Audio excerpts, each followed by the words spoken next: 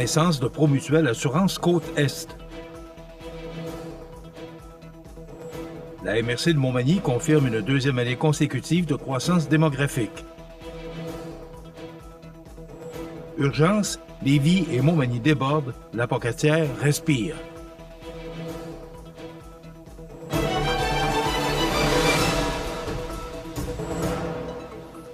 Mercredi 7 janvier 2026. Bonjour mesdames et messieurs et bienvenue à votre bulletin d'actualité sur le réseau de télévision CEMA TV. Après avoir franchi toutes les étapes réglementaires requises, Promutuelle Assurance Côte-Est voit officiellement le jour à la suite du regroupement de Promutuelle Assurance Côte-Sud et de Promutuelle Assurance de l'Estuaire.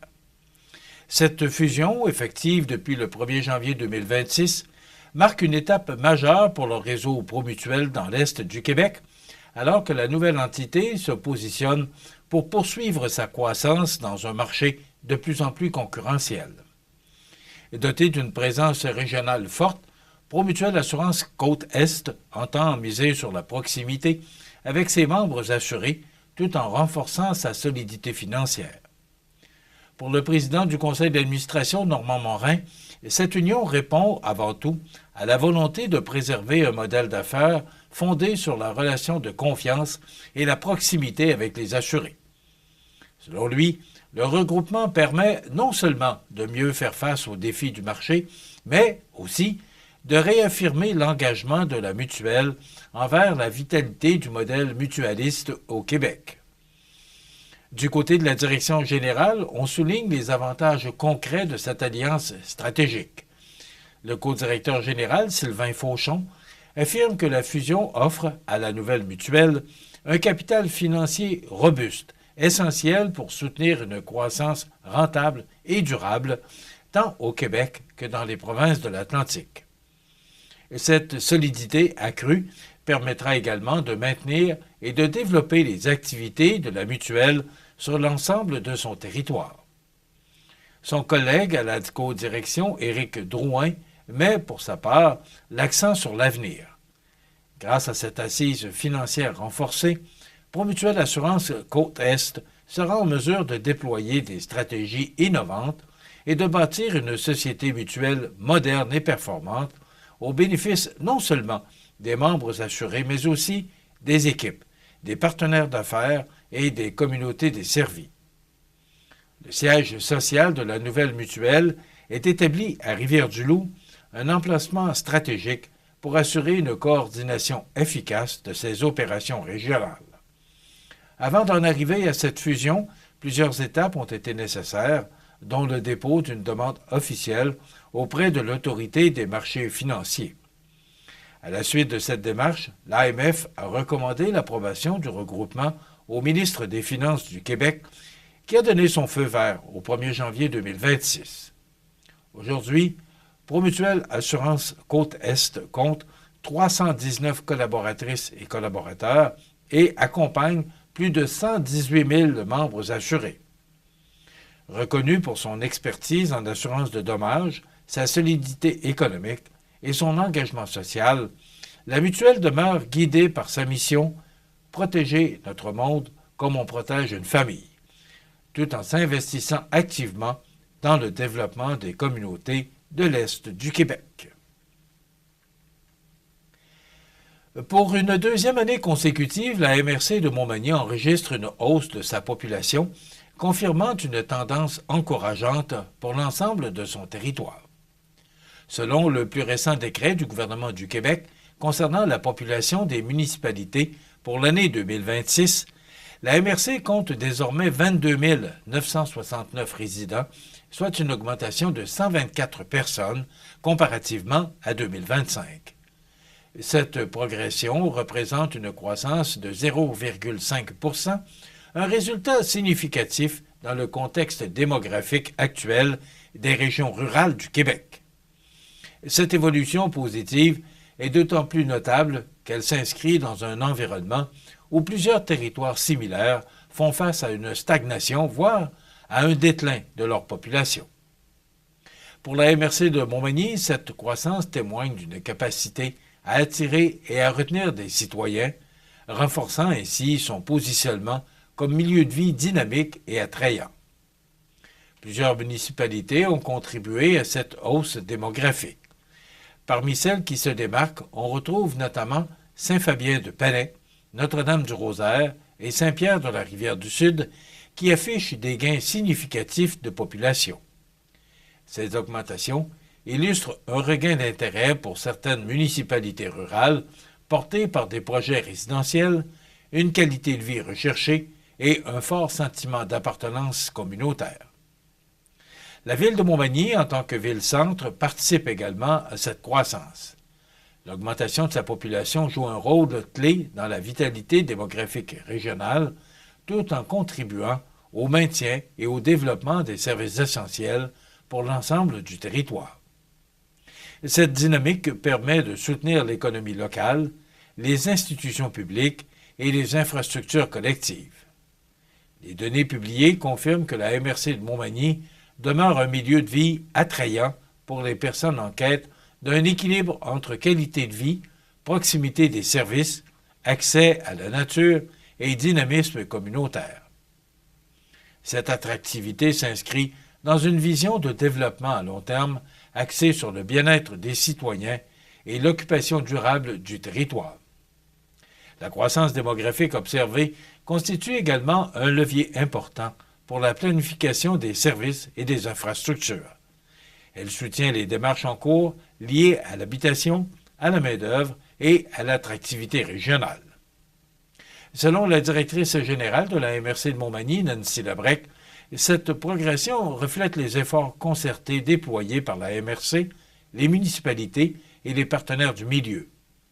Les investissements du secteur privé en matière d'habitation, combinés aux initiatives en aménagement du territoire, en recrutement de main-d'œuvre et en accueil de nouveaux citoyens, commencent à porter leurs fruits.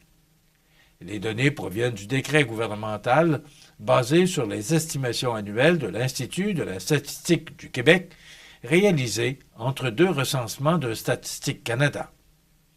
Elle confirme une tendance positive qui laisse entrevoir des perspectives prometteuses pour l'avenir démographique de la MRC de Montmagny. Urgence, Lévis et Montmagny débordent. La Pocatière respire.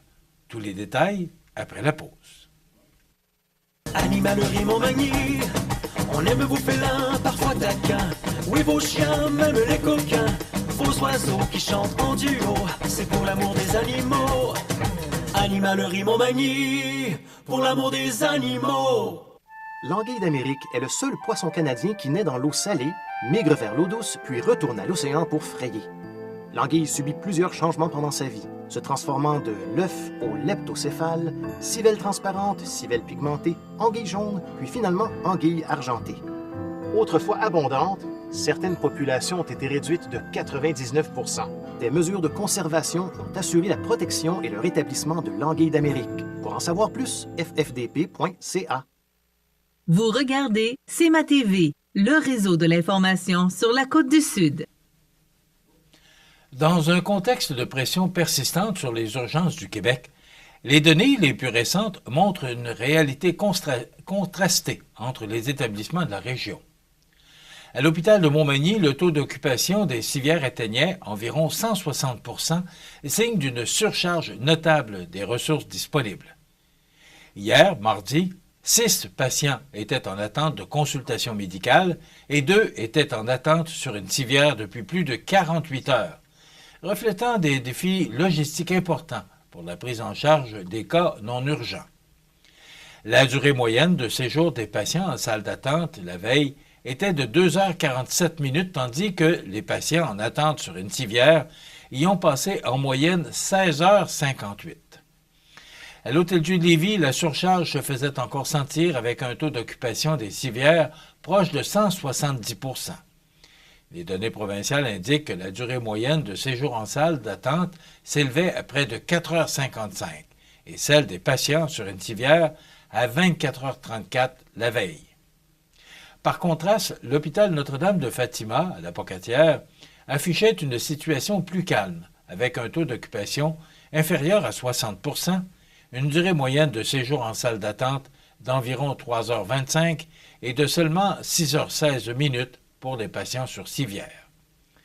Ces chiffres brossent un portrait nuancé d'un système toujours sous pression, où les urgences plus achalandées enregistrent des temps d'attente longs avant de voir un médecin pour des cas non prioritaires par rapport à des établissements de moindre affluence. Et on reste dans le domaine de la santé. Le gouvernement du Québec souhaite permettre à un plus grand nombre de citoyennes et de citoyens d'obtenir des services de santé directement en pharmacie, simplement en présentant leur carte d'assurance maladie. Un projet de règlement a été publié le 17 décembre dernier afin de modifier les règles encadrant l'assurance maladie et le régime public d'assurance médicaments. Cette mesure vise à améliorer l'accès aux soins de première ligne en misant sur l'expertise des pharmaciennes et des pharmaciens, tout en réduisant la pression sur les cliniques médicales et les urgences.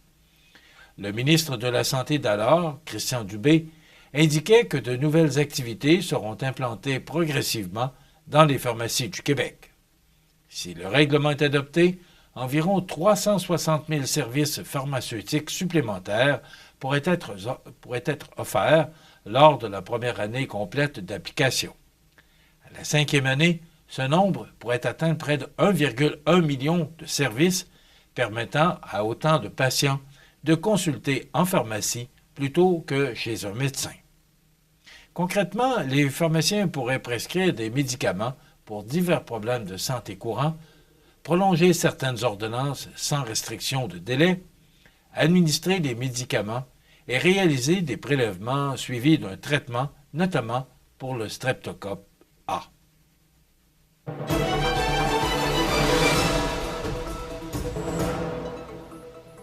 Au sport, après quelques jours de congé bien mérités, la Ligue de hockey Côte-Sud reprenait ses activités en fin de semaine dernière avec un programme de 3 rencontres qui a donné le ton pour le début de l'année 2026. Devant de bonnes foules et beaucoup d'intensité sur la glace, plusieurs équipes ont profité de ce premier week-end pour confirmer leurs ambitions au classement. À Saint-Gilles, les mercenaires de l'Aulbinière accueillaient le Giovannina de Sainte-Marie devant 555 spectateurs. Mené par Serene N. Tishaboy, nommé première étoile de la semaine après une récolte de 4 points, dont 2 buts, les mercenaires ont signé une convaincante victoire de 7-3. Les locaux ont rapidement pris le contrôle du match avec 3 buts en première période et ont résisté aux tentatives de retour des Marivrains avant de sceller l'issue avec 3 filets en fin de rencontre. Du côté de Saint-Pamphile, le pavage Jéricho de Saint-Jean-Port-Joli recevait le Plastic Mort de Saint-Damien. Grâce à une performance disciplinée et efficace, les hommes de Saint-Jean-Port-Joli ont blanchi leurs adversaires 4-0. Hubert Potvin et Frédéric Dionne ont rapidement donné l'élan au pavage Jéricho, tandis que Félix-Antoine Leblond, j'aurais dû dire, a été parfait devant son filet, repoussant les 30 tirs dirigés vers lui pour mériter le jeu blanc. À l'Aréna de Montmagny, le décor Mercier affrontait les Éperviers de Saint-Charles dans un duel offensif. Mené par François Gagnon, auteur de 4 points, et par Justin Bernier, qui a inscrit 2 buts, les Manimontois l'ont emporté 6-4. Après avoir vu Saint-Charles créer l'égalité en 3e période, Montmagny a profité de l'avantage numérique pour reprendre les devants avant de confirmer sa victoire dans un filet désert. Au classement, Lotbinière et Saint-Jean-Port-Joli trônent au sommet avec 21 points chacun, Montmagny suivant de près avec 20 points. 3 joueurs du décor Mercier dominent également la colonne des pointeurs. La Ligue de hockey Côte-Sud sera de nouveau très active le week-end prochain avec 5 rencontres impliquant toutes les équipes du circuit. Voilà ce qui complète votre bulletin d'actualité de ce mercredi 7 janvier. Dans un moment, les prévisions de la météo. Et le menu de cette émission du 7 janvier, dans un moment, on vous présente la chronique culturelle avec Marie-Ève Lamonde et Audrey Saint-Pierre nous fera part de ses trouvailles chez Tapis Montmagny. Et bien sûr, on réserve plusieurs minutes aux commentaires sur l'actualité. Je vous souhaite donc une excellente émission à notre antenne.